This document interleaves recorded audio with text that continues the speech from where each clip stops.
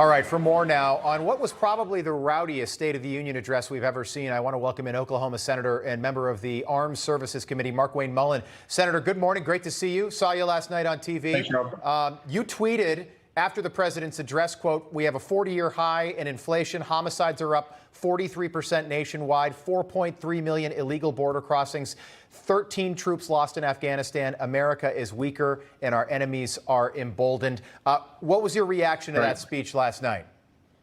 Well, you saw a president, Rob, that was completely out of touch with American people. I mean, let's just start how he ended the speech by saying that, you know, I've served longer than most, if not everybody in here. That's not a bragging point to say that you're a career politician that's been in Washington, D.C. too long. And then let's go back to the clip you played a while ago saying that we in this room created 12 million jobs. No one in that room created a job for the American people. Washington, D.C. doesn't create jobs. They're supposed to create an environment where entrepreneurs, job creators will create those jobs. And underneath this Biden administration, they have not created that environment. They have created a survival mode for business owners like myself that's hired hundreds, if not thousands, of employees out there that's trying to navigate this hostile environment, business environment, this hostile administration towards businesses and corporations, and it's despicable. I mean, he even when he went out, Rob, and started talking about the non-compete, that there was over 30 million non-competes out there, and that the person that's serving hamburgers can't walk to the hamburger joint down the road and get another job.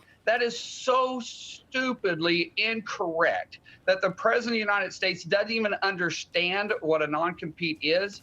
His reality with the American people shines every single day, and it makes me literally sick to my stomach, and I couldn't stand sitting there listening to him. Yeah, Senator, cover of the New York Post this morning, pretty darn simple. Joe Biden, Lion Joe Biden. Yes. He spoke Absolutely. for 73 minutes last night. I just wanted to get your take on this. He spoke for 73 minutes, devoted 1 minute to China.